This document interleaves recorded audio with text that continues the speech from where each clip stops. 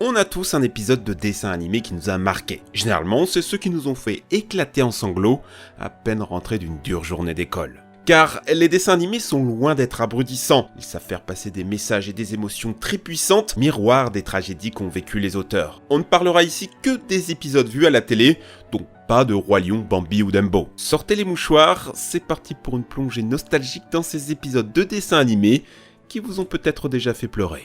Simpson, la mort d'Homer. Oh Seigneur, il va être aspiré par la turbine.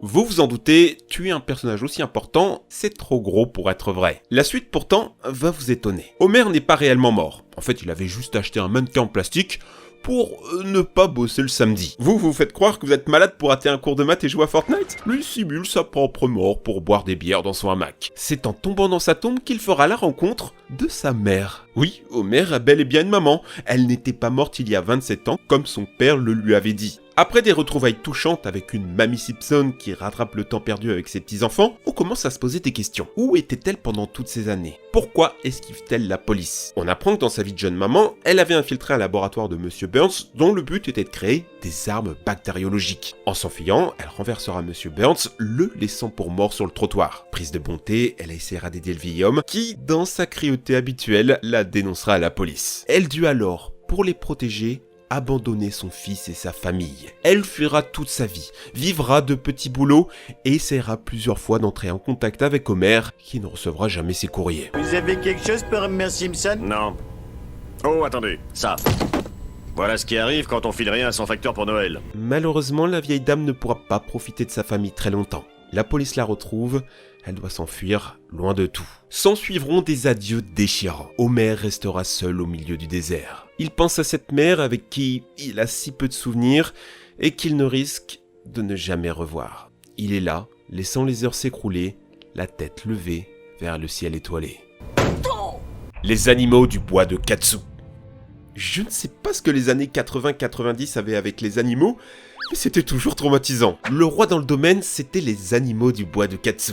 L'histoire de gentils bébêtes qui doivent quitter leur forêt à cause de la sécheresse et de l'arrivée des bulldozers qui veulent tout raser. Les animaux décident alors de s'unir pour rejoindre une réserve naturelle paradisiaque, le parc du Daim Blanc. Et c'est le festival, une boucherie. Le faisan, tué par le chasseur. Les bébés de la souris, empalés dans les ronces. La maman lapin, dévorée par un renard. Le renard, tué par la morsure de vipère. Vipère, étranglée par un rat. Et je ne parle pas du vieux blaireau et de Top que tout le monde adorait, qui finissent par s'éteindre de froid et de vieillesse. Dans le dernier épisode, ils iront même jusqu'au tabou de tuer l'un des fils du héros. Pendant la série, il avait déjà perdu une patte, un œil, et là, il s'éteint face à son père. Un père qui s'excusera d'avoir été trop dur avec lui, d'avoir manqué d'amour, le père maintenant pardonné.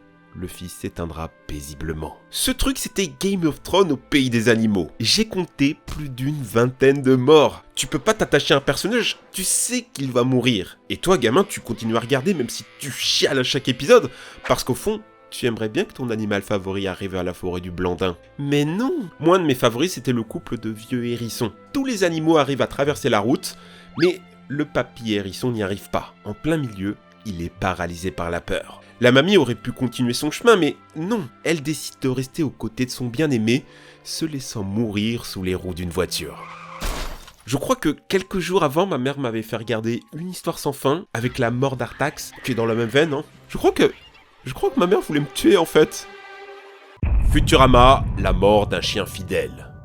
Après les Simpsons, Futurama est la deuxième série à succès de Matt Groening. Pour ceux qui ne connaissent pas, c'est l'histoire de Fry, un jeune livreur de pizza qui a été accidentellement cryogénisé, se réveillant 100 ans plus tard dans un monde qui a bien changé. C'est au cours d'une visite dans un musée sur son ancienne époque qu'il découvre, horrifié, le cadavre de son chien Seymour. Il réussira à le récupérer et demande au professeur de le ressusciter. Seymour avait vécu 12 longues années après la disparition de Fry. C'était trop dur pour le héros, alors il décide de casser la machine. Trop dur pour lui car, un peu jaloux, il s'imagine qu'après sa disparition, son chien a refait sa vie. Après tout, ça ne faisait que 3 ans qu'ils se connaissaient.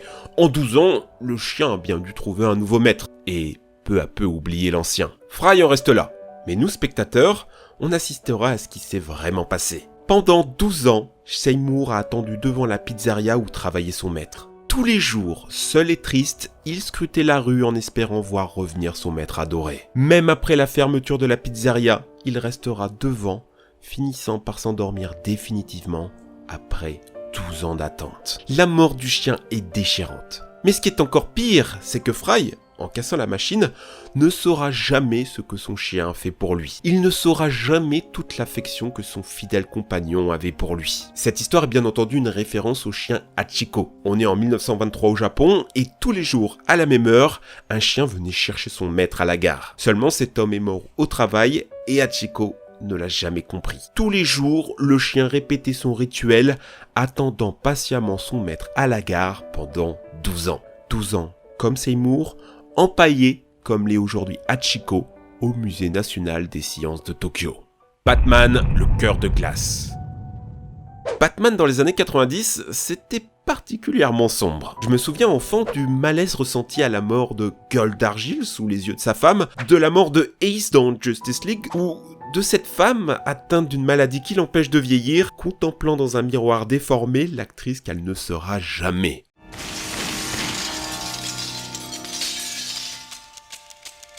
Mais il y a un épisode plus cruel et touchant que les autres. Un épisode culte qui a été élu par les fans comme le meilleur épisode lors des 10 ans de la série. Cœur de glace. On y découvrira pourquoi Mr. Freeze est devenu un méchant. À la base, c'était un simple scientifique, Victor Fries, dont la femme était dans un état de santé critique. Il la cryogénisera pour se donner le temps de trouver un remède. Mais son chef interrompra l'expérience, tuera indirectement sa femme et jettera le pauvre Victor dans les produits chimiques qu'ils transformeront en Mr. Freeze. Commence alors une classique histoire de vengeance que Batman coupera court. Seulement, on se prend de sympathie pour Mr. Freeze, qui, au fond, est une victime. Il mériterait bien de mourir, ce PDG qui a tué sa femme, qui lui a jamais retiré toute émotion et capacité de ressentir la chaleur du corps d'une femme. L'épisode terminera sur Batman, regardant Mr. Freeze dans sa cellule de prison, un homme qui a ruiné sa vie à cause d'un deuil qu'il n'a jamais réussi à faire. Et je ne peux que prier que tu puisses m'entendre. Quelque part où une main chaude pourra enfin tenir la mienne. Rick et Morty, un amour impossible. Rick et Morty est une série connue pour être du grand n'importe quoi. Des voyages à travers l'espace-temps, des aliens dégueulasses ou une transformation du héros en un mélange de cornichons et de rats dépecés. Autant vous dire qu'on ne s'attend pas à pleurer. Et pourtant, la saison 2 de Rick et Morty commence en introduisant une nouvelle planète et un nouveau personnage, Unity. Une sorte d'entité surnaturelle capable de prendre possession du corps de toute la population d'une planète dans le but d'apporter la paix. Une sorte d'hypnose géante pour créer un monde idéal. Jusque-là, rien de trop improbable pour l'univers de Rick et Morty. Plus surprenant, Unity a été la petite copine de Rick dans le passé. À aucun moment de la série, on pouvait imaginer que ce vieux scientifique fou, mégalomane, psychopathe ait pu aimer et être aimé. Les deux se retrouvent, se regardent et retombent amoureux. Malheureusement, l'amour, ça fait perdre la tête, et Unity va voir son pouvoir s'affaiblir. Tous les habitants qu'elle avait hypnotisés retrouvent leur esprit. Partout, les guerres raciales explosent à nouveau. Morty et sa sœur se rendent compte que Rick a une trop mauvaise influence sur cette entité divine. Ont tenté d'arrêter cette relation. Rick refuse, mais Unity, elle, réalise la toxicité de cette relation. Même si elle aime profondément Rick, elle sait que cet homme ne la fera pas évoluer dans le bon sens. Elle prendra donc la dure décision de larguer Rick par lettre. Une longue lettre dispersée dans toute la ville, leur faisant prendre conscience à tous les deux des conséquences de leur union. Rick rentrera dans sa famille, essayant de faire croire que c'est lui qui l'avait largué, mais une fois dans son laboratoire, il essaiera de mettre fin à ses jours avant de s'effondrer en larmes. Family Guys, la mort de Brian. Family Guys a longtemps été vu comme le rival des Simpsons. Une famille américaine lambda, des aventures absurdes et un humour acide, rien qui ne laisse présager à la tragédie. Et pourtant, l'épisode 6 de la saison 12 est sans aucun doute un des plus tristes dans l'histoire des dessins animés. Brian est un chien qui parle, il est dragueur et alcoolique, mais son humour noir a réussi à en faire le personnage le plus apprécié de la série. Inutile de vous dire que quand les scénaristes ont décidé de faire une Game of Thrones, ça a choqué tout le monde. En voulant faire un hockey au milieu de la route, déjà l'idée est pas ouf, une voiture percute le chien. Impossible de le sauver. Il finira sa vie chez le vétérinaire, prononçant péniblement ces derniers mots. Oh, vous m'avez offert une vie merveilleuse. Je vous aime de tout mon cœur.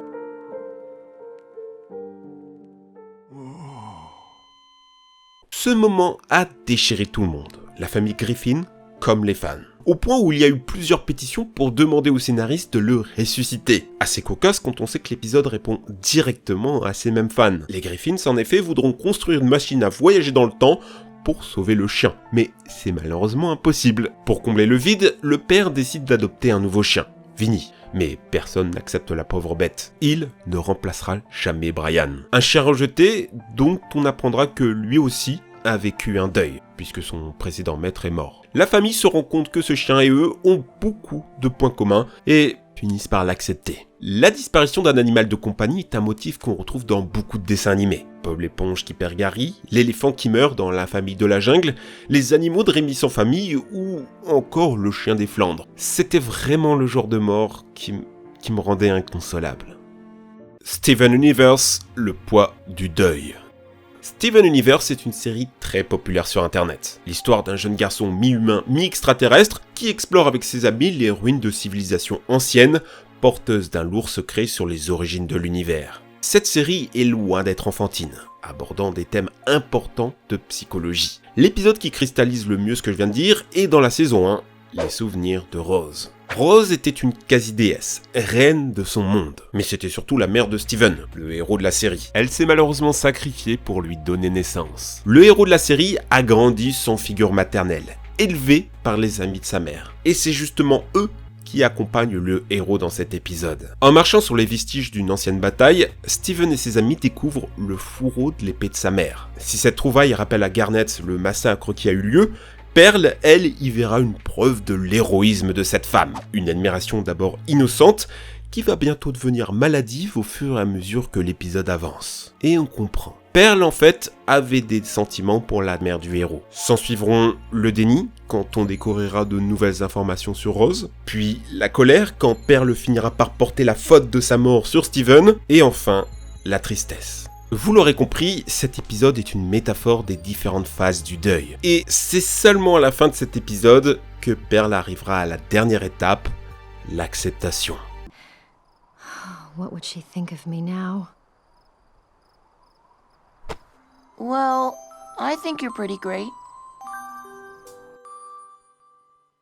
Je crois que la mort d'une mère est ce qu'il y a de plus traumatisant pour un enfant. Impossible pour lui d'imaginer que cette femme qu'il aime et qui la nourrit puisse un jour disparaître. La mort de maman ours, celle de Babar, celle de Petit Pied ont tous choqué des générations entières. Même dans une série légère comme Razmoket. Le binocle a en effet perdu sa mère alors qu'il était encore bébé. Alors, quand il découvrira le poème qu'elle lui avait écrit, quand il sera seul à ne pas avoir de maman avec qui danser, on se dit qu'on a peut-être un peu sous-estimé cette série. Dans cette vidéo, je n'ai parlé que d'animation dite occidentale. Évidemment, dans l'animation japonaise aussi, il y a des moments déchirants, et j'en avais parlé dans cette vidéo.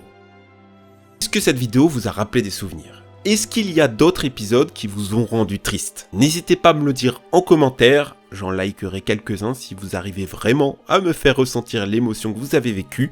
Merci de m'avoir suivi, c'était Neoxys, aidé par Chauve Burlesque et Ben Shift, ainsi que toute la team des monteurs. Allez les amis, ciao!